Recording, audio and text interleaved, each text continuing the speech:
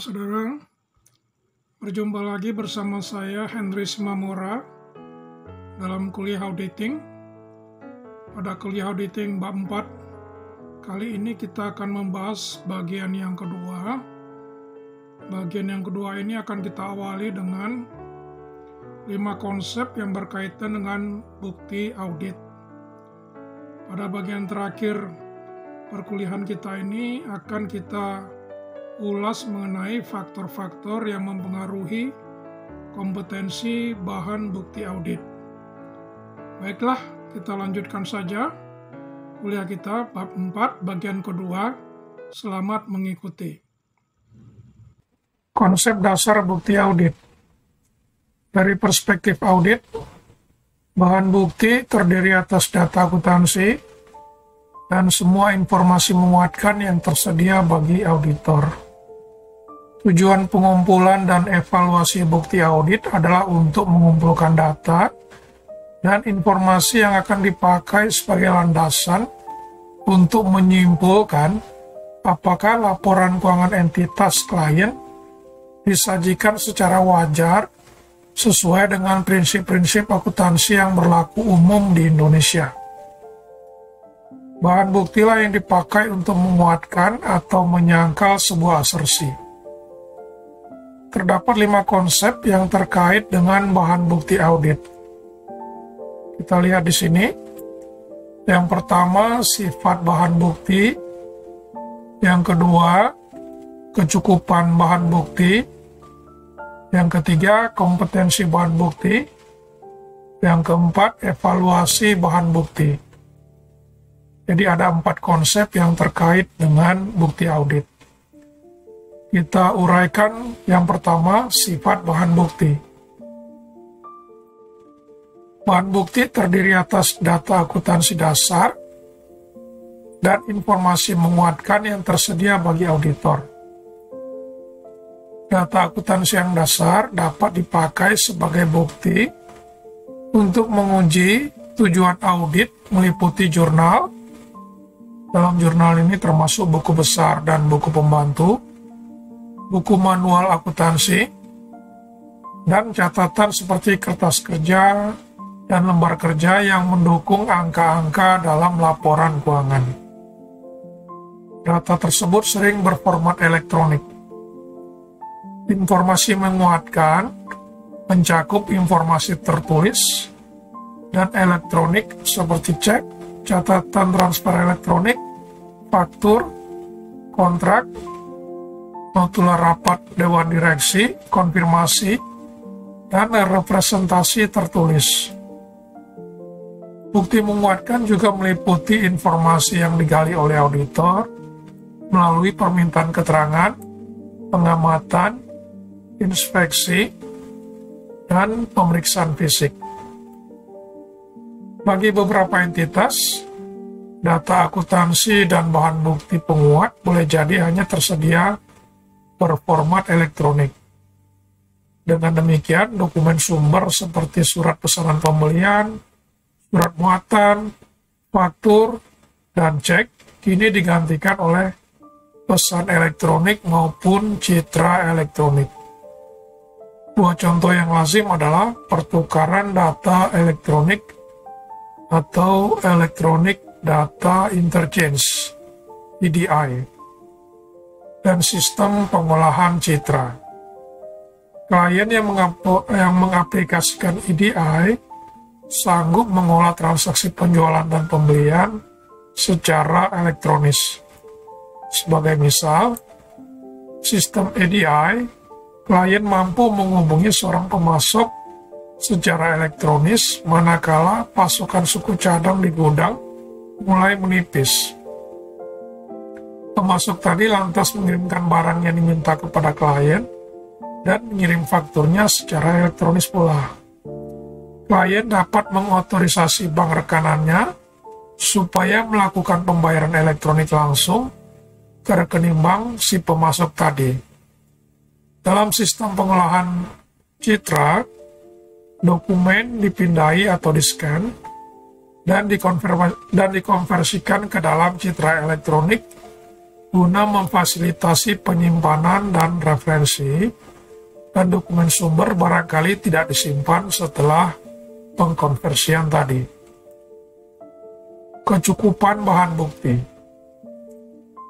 Bukti yang cukup atau sufficient evidence adalah bukti yang memadai untuk mendukung pendapat auditor terhadap laporan keuangan. Faktor-faktor yang dapat mempengaruhi pertimbangan auditor terhadap kecukupan bukti mencakup: yang pertama, materialitas dan risiko; yang kedua, faktor elektronik; yang ketiga, besaran dan karakteristik populasi. Kita bahas materialitas dan risiko. Dalam menakar kecukupan bukti, auditor bergantung pada materialitas dan risiko audit untuk saldo akun atau golongan transaksi guna menetapkan lingkup audit. Secara umum, semakin kecil jumlah yang dianggap auditor sebagai material, semakin banyak bukti yang perlu dihimpun oleh auditor.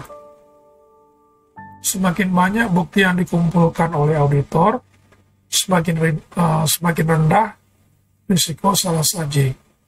Contohnya, manakala salah saji dapat diterima yang dialokasikan kepada saldo akun adalah kecil atau rendah, maka auditor mesti mengumpulkan lebih banyak bukti daripada seandainya salah sajinya yang dapat diterima adalah besar.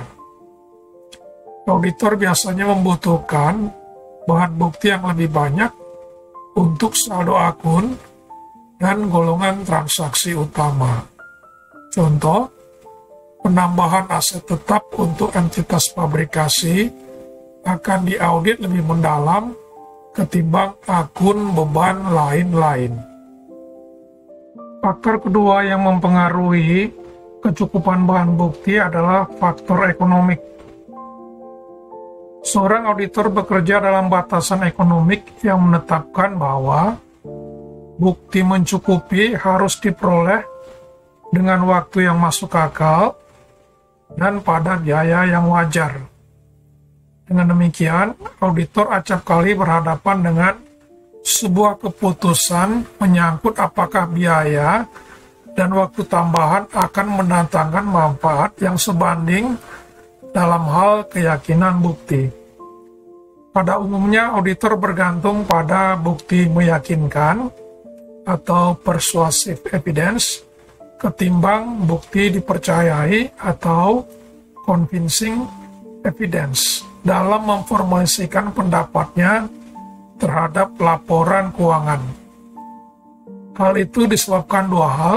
Yang pertama, karena audit harus dirampungkan dalam rentang waktu yang masuk akal dan dengan biaya wajar, maka auditor hanya memeriksa sampel dari transaksi-transaksi yang membentuk saldo akun atau golongan transaksi.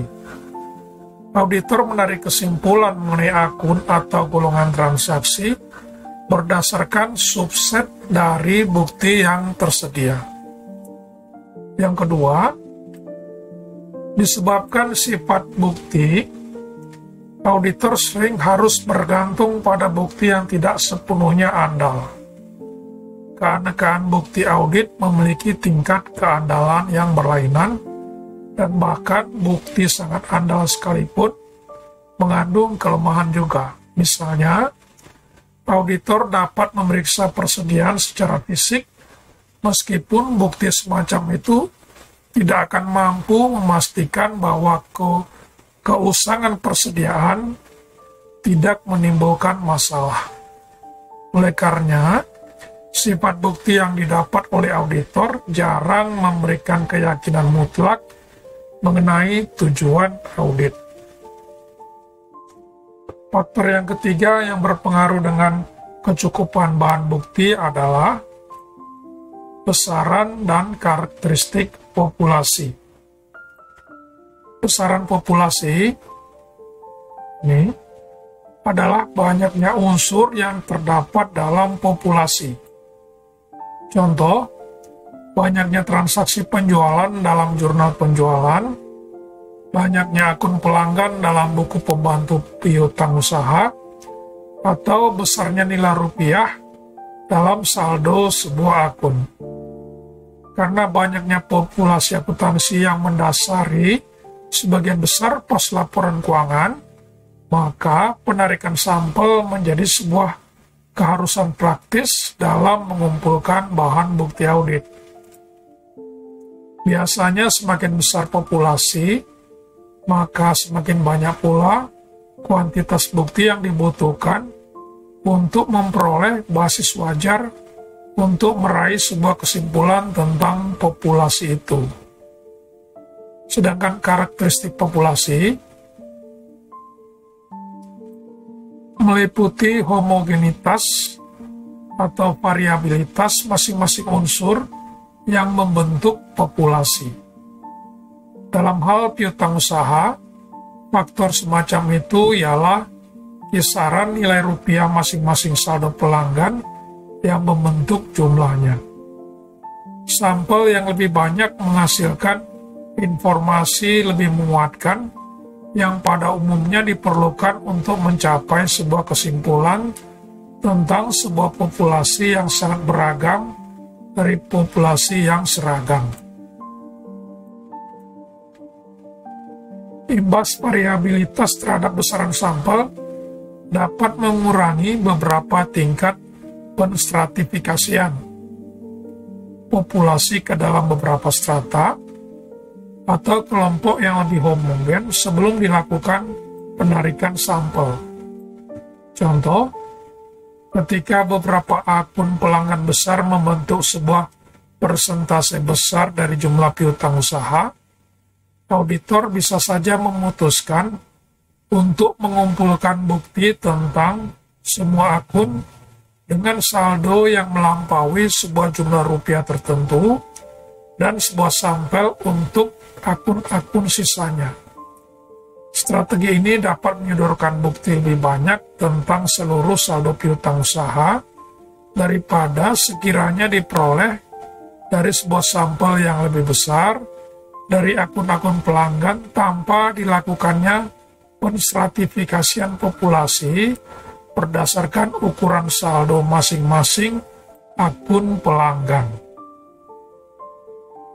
Kita masuk ke konsep terkait dengan bahan bukti audit yang ketiga, yakni kompetensi bahan bukti. Kompetensi bukti adalah dapat dipercayainya atau dapat diyakininya sebuah bukti. Seandainya bukti dianggap sangat kompeten, maka bukti itu akan sangat membantu dalam meyakinkan auditor bahwa laporan keuangan disajikan secara wajar. Faktor-faktor yang mempengaruhi kompetensi bukti adalah: yang pertama, relevansi bukti dengan asersi tertentu yang sedang diuji. Yang kedua, objektivitas bukti. Yang ketiga, kualifikasi pemberi bukti. Yang keempat, efektivitas kendali internal.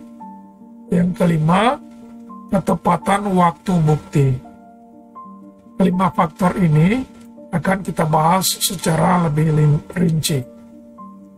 Faktor pertama yang mempengaruhi kompetensi bukti adalah relevansi bukti. Kompetensi bukti tergantung pada relevansinya dengan tujuan audit yang sedang diuji. Relevansi bermakna bahwa bukti harus berhubungan dengan tujuan audit. Seandainya auditor bergantung pada bukti yang tidak berhubungan dengan tujuan audit, dia barangkali akan menarik kesimpulan yang keliru mengenai asersi laporan keuangan. Supaya relevan, bukti harus mempengaruhi kemampuan auditor untuk menerima atau menolak asersi laporan keuangan tertentu. Auditor menarik kesimpulan atas kewajaran penyajian laporan keuangan secara keseluruhan melalui serangkaian evaluasi yang diadakan selama audit perihal asersi laporan keuangan tertentu. Setiap bukti yang dikumpulkan lalu dievaluasi manfaatnya bagi auditor untuk menguatkan maupun menentang asersi laporan keuangan oleh manajemen. Relevansi bukti diukur dari sejauh mana faedahnya bagi tujuan itu. Contoh, pengamatan terhadap penghitungan fisik persediaan memberikan bukti mengenai keberadaan persediaan, namun tidak relevan dalam menentukan kepemilikan persediaan. Penentuan bahwa sebuah faktor penjualan ada untuk sebuah entry jurnal dalam jurnal penjualan tidaklah relevan untuk asersi kelengkapan penjualan. Alih-alih, sebuah prosedur audit yang relevan adalah dengan menentukan bahwa sebuah entry penjualan yang tepat untuk sebuah sampel dokumen pengiriman dapat ditemukan dalam jurnal penjualan. Faktor kedua yang berkaitan dengan kompetensi bukti adalah objektivitas bukti. Bukti dapat objektif maupun subjektif. Secara umum, semakin objektif bukti, semakin andal dan kompeten bukti itu. Sebaliknya, semakin subjektif bukti audit, maka semakin tidak andal bukti terkait. Semakin besar pertimbangan profesional yang dibutuhkan dari penyedia informasi, maka informasinya akan semakin subjektif, karena lebih banyak melibatkan pertimbangan profesional. Sebuah contoh bukti objektif adalah informasi yang diperoleh melalui penghitungan fisik kas atau penjumlahan buku pembantu piutang usaha. Contoh bukti subjektif adalah pernyataan pengacara klien tentang kewajiban kontingen dan pernyataan seorang manajer kredit tentang kolektibilitas suatu piutang usaha. Semakin subjektif bukti, semakin penting pengalaman auditor dalam mengevaluasinya. Auditor biasanya bergantung pada suatu kombinasi bukti objektif dan subjektif. Contoh, dalam mengevaluasi piutang usaha atau nilai piutang usaha, auditor memakai bukti objektif yang diperoleh dari konfirmasi dan pemeriksaan dokumen seperti surat pesanan pelanggan, dokumen pengiriman, dan salinan faktur penjualan, serta bukti subjektif respons terhadap permintaan keterangan dari manajemen. Kadangkala auditor bahkan hanya bisa mengumpulkan bukti subjektif. Misalnya, ketika seorang auditor mengevaluasi imbas potensial dari tuntutan hukum yang baru diajukan terhadap seorang klien, bukti subjektif barangkali merupakan satu-satunya bukti yang tersedia, karena satu-satunya bukti hanya dapat berasal dari pendapat manajemen klien dan pengacara mereka. Dan manakala keandalan bukti subjektif tengah dievaluasi, kualifikasi orang yang memberikan bukti sangatlah penting. Faktor ketiga yang mempengaruhi kompetensi bukti adalah kualifikasi pemberi bukti. Dalam sebuah audit, pemberi informasi dapat berupa sebuah sistem akuntansi, karyawan klien, atau pihak eksternal.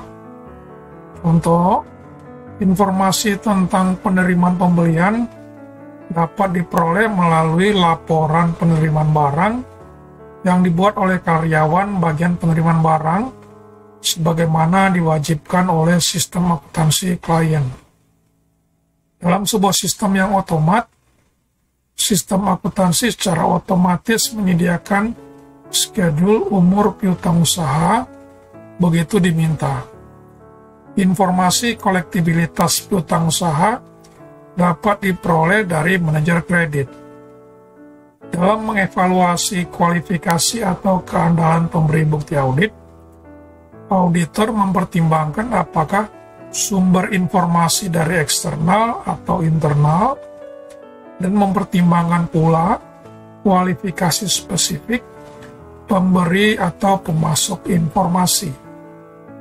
Bukti internal meliputi informasi yang diperoleh berupa respons klien terhadap permintaan keterangan dan dari dokumen seperti faktur penjualan yang dibuat oleh klien.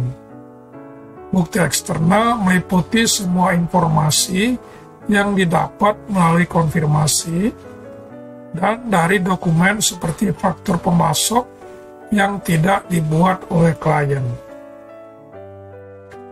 Pada umumnya, bukti yang didapat dari sumber eksternal, independen, lebih andal daripada bukti yang diperoleh dari dalam entitas.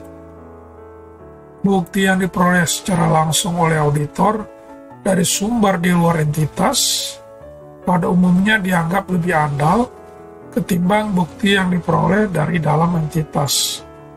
Dengan demikian, konfirmasi saldo bank klien yang diterima secara langsung oleh auditor akan dianggap lebih kuat daripada pemeriksaan jurnal penerimaan kas dan saldo kas sebagaimana yang tercatat di buku besar.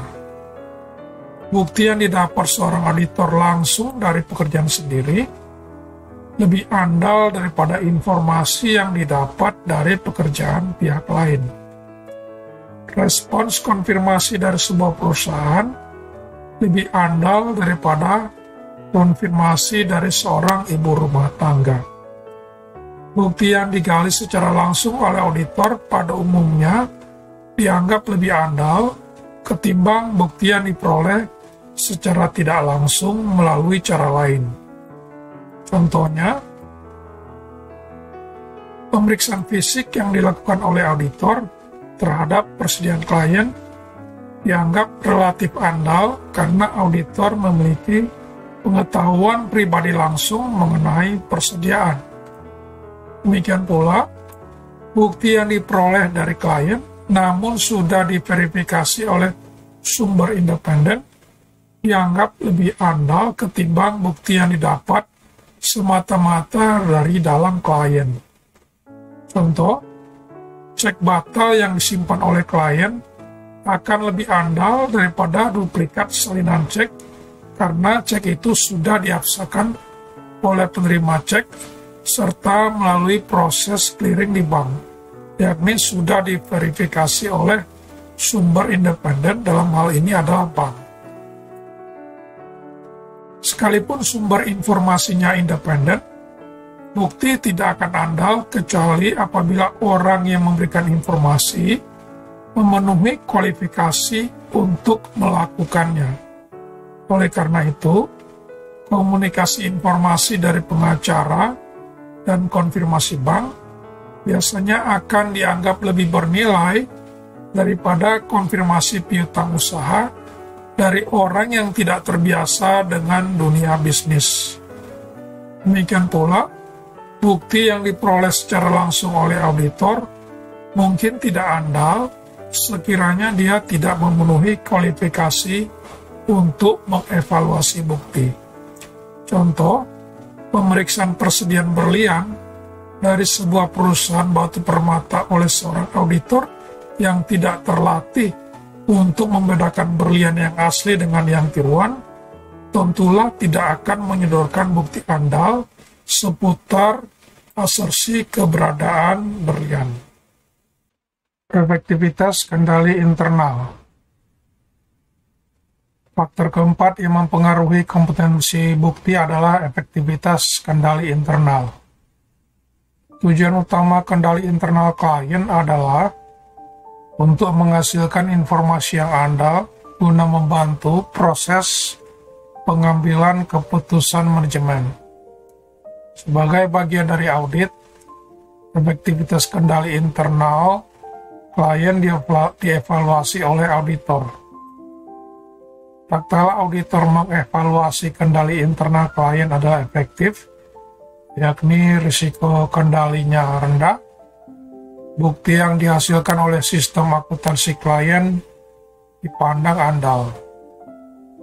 Sebaliknya, apabila kendali internal klien ditakar tidak efektif, yaitu risiko kendalinya tinggi, bukti dari sistem akuntansi itu akan dianggap tidak andal.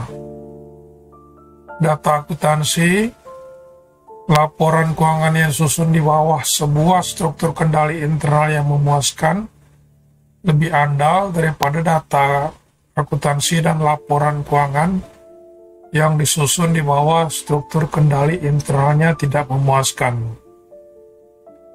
Dengan demikian, semakin kuat kendali internal klien, maka semakin tinggi keyakinan yang diberikannya menyangkut keandalan bukti audit. Contoh, sekiranya kendali internal klien terhadap penjualan dan penagihan adalah efektif, maka auditor dapat menggali lebih banyak bukti dari faktur penjualan dan dokumen pengiriman ketimbang apabila kendali internalnya tidak memadai. Faktor kelima yang mempengaruhi kompetensi bukti audit adalah ketepatan waktu bukti. Auditor mempertimbangkan ketepatan waktu bukti audit dalam mengevaluasi kompetensi bukti. Ketepatan waktu terutama penting berkenaan dengan akun-akun yang berubah secara cepat karena perubahan jumlah saldo maupun karena nilai rupiah transaksi yang mengalir ke dalam dan keluar akun adalah besar. Contohnya adalah aset lancar, kewajiban jangka pendek, dan saldo akun penghasilan usaha.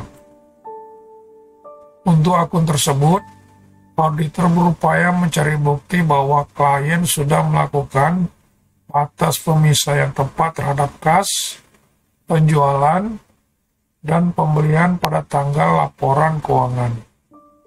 Tugas ini difasilitasi manakala prosedur auditing yang tepat diterapkan pada tanggal atau mendekati tanggal laporan keuangan.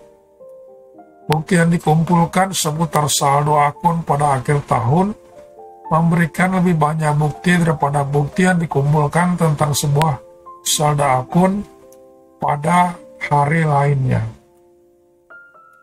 Tatkala mengaudit saldo akun dari sebuah tanggal tertentu, semakin dekat tanggal itu ke akhir tahun, semakin kompeten buktinya.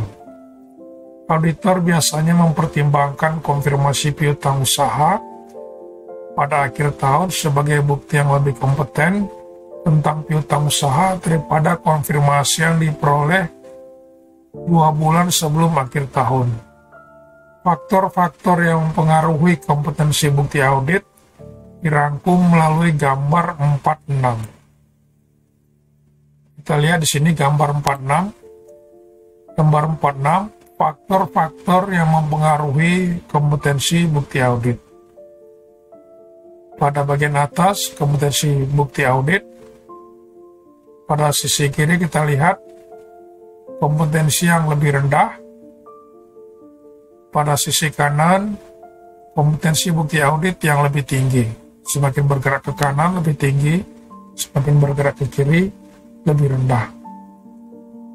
Kompetensi bukti audit yang pertama adalah relevansi. Relevansinya rendah apabila tidak berhubungan dengan asersi. Apabila berhubungan dengan asersi, maka dia lebih tinggi kompetensi bukti auditnya. Yang kedua, objektivitas. Apabila bukti auditnya bersifat subjektif, maka kompetensi bukti auditnya rendah. Sedangkan apabila dia objektif, maka kompetensi bukti auditnya semakin lebih tinggi. Yang ketiga adalah kualifikasi pemberi bukti.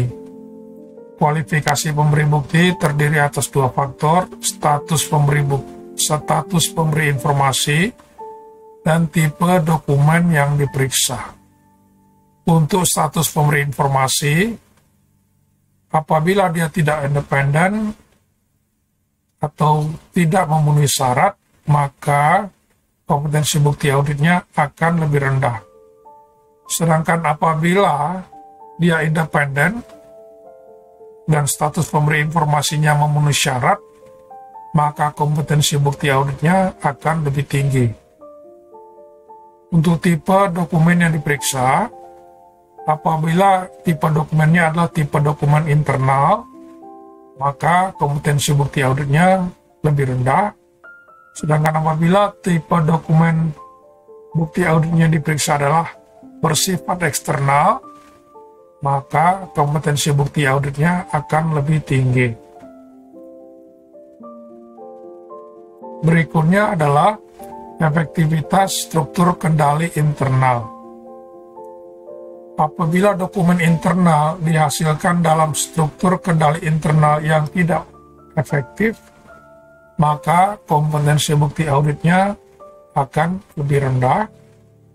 Sedangkan apabila dokumen internal dihasilkan dalam struktur kendali internal yang efektif, maka kompetensi bukti auditnya akan lebih tinggi. Sedangkan faktor yang terakhir adalah menyangkut ketepatan waktu bukti audit. Apabila dia jauh dari akhir tahun, maka kompetensi bukti auditnya akan lebih rendah.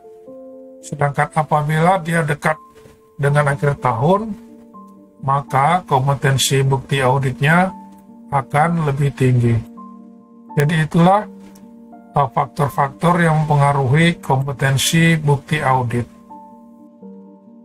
Konsep keempat yang berkaitan dengan bukti audit adalah evaluasi bahan bukti. Kita ketahui dari sebelumnya, ada 4 konsep yang berkaitan dengan bukti audit.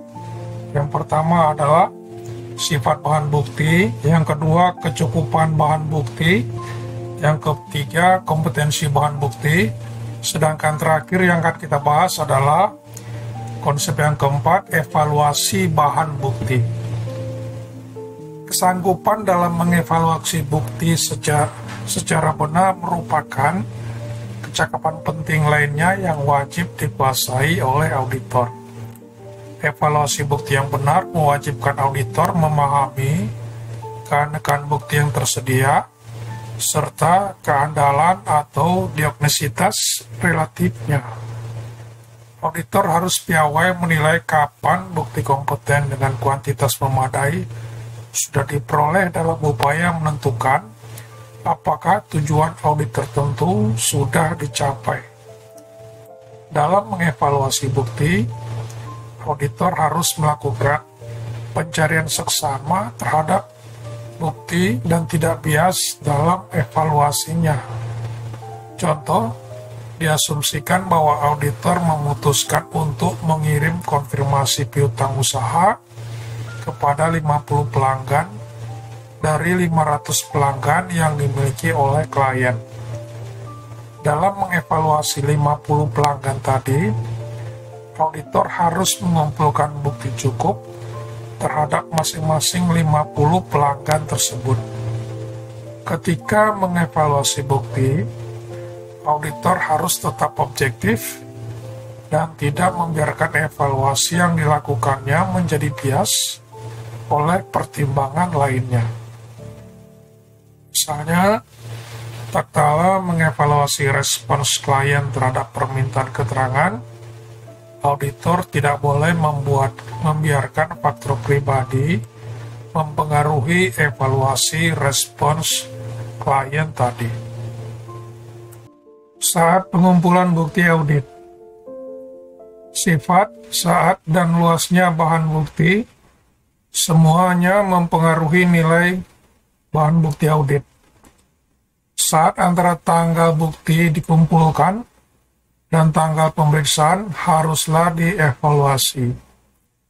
Risiko audit cenderung meningkat seiring makin lamanya waktu berlalu namun dapat dikendalikan melalui tes-tes pada periode itu. Contoh, sekiranya sebuah perhitungan presiden akan diadakan pada akhir tahun, kantor akuntan publik atau auditor eksternal haruslah mempertimbangkan dampak transaksi-transaksi dalam periode selangnya berkenaan dengan perluasan kesimpulan-kesimpulan audit dari tanggal yang lebih awal hingga ke tanggal neraca. Tes-tes untuk menautkan pekerjaan interim dengan tanggal-tanggal neraca biasanya meliputi perbandingan saldo-saldo interim dengan informasi terkait dengan angka-angka akhir tahun, pengidentifikasian dan penginvestigasian angka-angka yang tidak lazim, dan pelaksanaan prosedur analitis lainnya atau tes substantif dari rincian-rincian yang dianggap perlu. Dalam perencanaan saat pengumpulan bahan bukti, auditor harus membandingkan biaya pekerjaan interim ditambah tes substantif yang diperlukan untuk memperluas konklusi audit sampai akhir tahun dengan biaya pelaksanaan semua pekerjaan yang dibutuhkan sampai pada tanggal neraca. Penilaian risiko kendali di bawah sebuah level maksimal tidaklah diperlukan, kendatipun auditor harus mencermati dampak keputusan untuk tidak bergantung pada kendali internal.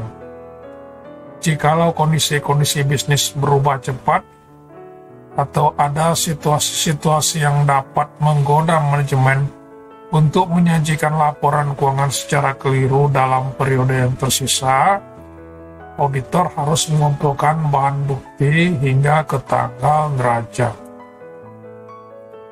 Pertimbangan praktisnya adalah, jikalau seorang auditor gagal menerima balasan dari sebuah prosedur konfirmasi, alternatifnya biasanya adalah dengan mengecek bukti internal atau bukti internal eksternal, bukti yang dibuat di luar perusahaan namun diolah atau disimpan di dalam perusahaan. Contoh, penagihan-penagihan kas kemudian yang dicatat oleh klien berfungsi sebagai bukti bahwa piutang usaha yang tidak dikonfirmasi adalah klaim sah. Ada pula masalah konfirmasi yang keliru. Klien mengkonfirmasi angka-angka berutang mereka tidak berkeinginan atau berkapabilitas untuk membayar. Demikian pula, pihak ketiga mungkin berunding dengan klien sebelum mengembalikan konfirmasi dan menghilangkan informasi atas klaim-klaim dan berselisih. Kolusi bahkan bisa saja terjadi di mana pihak ketiga memvalidasi apa saja angka yang tertera di surat konfirmasi. Lalu ada pula kesalahan manusia di mana konfirmasi yang dijawab namun tidak akurat dikembalikan, yakni pihak ketiga gagal merekonsiliasikan angka-angka konfirmasi dengan catatan-catatan mereka. Masalah-masalah serupa dapat pula mempengaruhi mutu prosedur pengamatan atau observasi langsung. Auditor mungkin menganggap bahwa dia mengawati nomor suku cadang 2269 tatkala karena dia tidak memiliki kecakapan rekayasa, dia sebenarnya melihat nomor suku cadang 2296. Sedikit auditor yang mampu mendeteksi pemalsuan, meskipun observasi fisik terhadap surat berharga siap jual merupakan sebuah prosedur audit yang sangat berfaedah.